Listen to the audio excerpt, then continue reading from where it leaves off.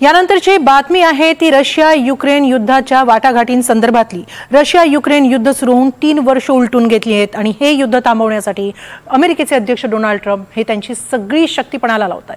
आता सोमवारी झेलेन्स्की म्हणजे युक्रेनचे अध्यक्ष झेलेन्स्की आणि ट्रम्प यांची व्हाईट हाऊसमध्ये भेट होतीये, त्यावेळी युरोपियन युनियनचे नेतेही उपस्थित राहणार आहेत।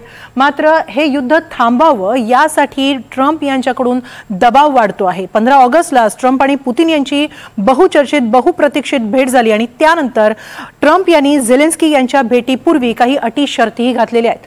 ट्रम्प पुतिन यांच्या भेटीनंतर आता झेलेन्स्की ट्रम्प या भेटीमध्ये नेमकं काय घडतंय यावर या युद्धविरामाच्या वाटचालीचं भवितव्य अवलंबून असणार आहे। पाहूया या संदर्भातला एक रिपोर्ट। ट्रम्प आणि पुतिन यांची भेट झाली, आता ट्रम्प झेलेन्स्की भेटीची प्रतीक्षा। भेटीआधी ट्रम्प यांच्या अटी शर्ती। अमेरिकेच्या अध्यक्षांच्या घरी म्हणजेच व्हाईट हाऊसमध्ये सोमवारी डोनाल्ड ट्रम्प आणि युक्रेनचे अध्यक्ष झेलेन्स्की यांची भेट होती। 3 वर्षांपासून सुरू असलेला संघर्ष थांबवण्यासाठी ट्रम्प यांनी घेतलेल्या पुढाकाराचा पुढचा टप्पा कसा काय आकार घेतोय याकडे साऱ्या जगाचं लक्ष आहे। मार्च महिन्यात झेलेन्स्की आणि ट्रम्प यांच्या बैठकीत ट्रम्प यांनी झेलेन्स्कींचा जो पाणउतारा केला त्या पार्श्वभूमीवर सोमवारच्या बैठकीसाठी झेलेन्स्कींसोबत युरोपियन देशांचे प्रतिनिधी देखील असतील। शिवाय नाटोचे अध्यक्ष रुटो देखील बैठकीला येण्याची शक्यता आहे। बैठकीसाठी झेलेन्स्की वॉशिंग्टनला पोहोचलेत आणि बैठकीआधीच ट्रम्प आणि झेलेन्स्की यांच्यात फार काही सकारात्मक होईल असं चित्र दिसत नाहीये। अध्यक्ष झेलेन्स्की यांच्या मागे युरोपियन युनियनचे सहकारी भक्कमपणे उभे आहेत। आमच्या युरोपियन सहकाऱ्यांची एकी या निमित्ताने पुन्हा एकदा अधोरेखित झाली आहे। जर्मनीच्या चान्सलरची या एकजुटीत प्रमुख भूमिका आहे। जर्मनीने या संदर्भात विचारपूर्वक पुढाकार घेतला आहे। आम्हाला माहिती आहे की आम्ही वाटाघाटींच्या अतिशय महत्त्वाच्या वळणावर आहोत।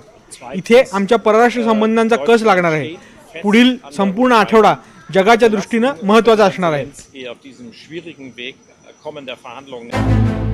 बैठकीच्या पूर्वसंध्येला अमेरिकेचे अध्यक्ष डोनाल्ड ट्रम्प यांनी झेलेन्स्कींना निशाण्यावर ठेवलं। युक्रेनचे अध्यक्ष झेलेन्स्की यांची इच्छा असेल तर रशिया तात्काळ युद्ध थांबवायला तयार आहे, अर्थात तशी झेलेन्स्कींची इच्छा असायला हवी। फक्त लक्षात ठेवा, 12 वर्षांपूर्वी ओबामांच्या काळात त्यांनी गमावलेलं क्रिमिया आणि नाटोच्या सदस्यत्वाची आकांक्षा त्यांना सोडावी लागेल। नाटोमध्ये जाता येणार नाही झेलेन्स्की साहेब, असं डोनाल्ड ट्रम्प यांनी म्हटलं। शिवाय रॉयटर्सने दिलेल्या वृत्तानुसार रशिया युक्रेनवरचे हल्ले थांबवले, पण त्यासाठी युक्रेनला डोन्स्तेकवरील हक्क सोडावा लागेल असंही ट्रम्प झेलेन्स्कींना सांगण्याची शक्यता आहे। झेलेन्स्कींनी त्यांच्या हद्दीतील 1 इंचही जमीन सोडणार नाही असं आधीच स्पष्ट केलं। भेटीआधी झेलेन्स्कींनी युरोपियन युनियनची चर्चा केली। मी नेहमीच म्हटलंय, युक्रेनवर कुणीही हल्ला करू शकणार नाही अशी ताकद त्यांना द्यायला हवी। अमेरिकेचे राष्ट्राध्यक्ष डोनाल्ड ट्रम्प यांनी युक्रेनला दिलेली सुरक्षेची हमी वाखाणण्याजोगी आहे। त्यात युरोपियन युनियन आपला वाटा उचलेल। गेल्या आठवड्यात 15 ऑगस्टला अलास्काच्या अमेरिकन वायुसेनेच्या तळावर पुतिन आणि डोनाल्ड ट्रम्प यांच्यात बैठक झाली। बैठकीसाठी अमेरिकेनं पुतिन यांना अक्षरशः रेड कार्पेट घातलं। अमेरिकन वायुसेनेची विमानं पुतिन यांना मॉस्कोपर्यंत सोडायला गेली। पुतिन यांना अत्यंत उच्च दर्जाची वागणूक देण्यात आली। भेटीनंतर ट्रम्प यांचे सूरही बदलले। झेलेन्स्कींना खिंडीत पकडण्याचा त्यांचा प्रयत्न असल्याचं आता स्पष्ट दिसू लागलंय। शिवाय ट्रम्प यांचा मूड कधी बदलेल याची काहीच खात्री देता येत नाही। युक्रेनला हवी असलेली नेटो सदस्य गटाची मेंबरशिप ही आता ऑफ द टेबल, म्हणजे हा आता चर्चेचा विषय नसेल। दुसरी गोष्ट म्हणजे त्यांनी अशी हिंट दिली आहे की रशियाने आतापर्यंत युक्रेनचा जो काही भाग गिळंकृत केलाय त्या भागावर आता चर्चा होणार नाही। त्याच्यामुळे हे जर युद्ध ड्रॅग करायचं नसेल, हे युद्ध जर पुढे न्यायचं नसेल तर युक्रेनला कुठेतरी सामंजस्याची भूमिका घ्यावी लागेल। त्यांनी आता कुठेतरी युक्रेन आणि झेलेन्स्की यांना कुठेतरी ब्लेम करण्याचा प्रयत्न केलेला सुद्धा आपल्याला दिसतोय।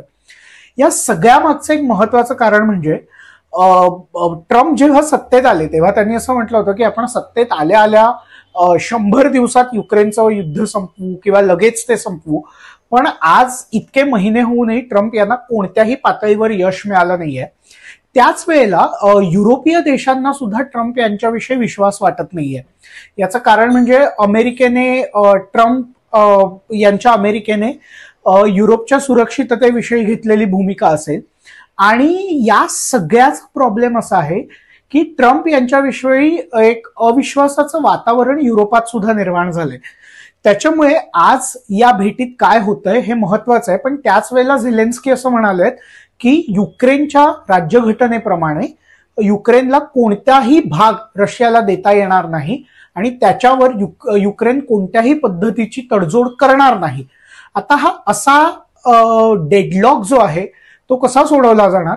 अनेक युरोपीय नेते सुद्धा या बैठकीसाठी वॉशिंग्टन DC मध्ये आलेले आहेत.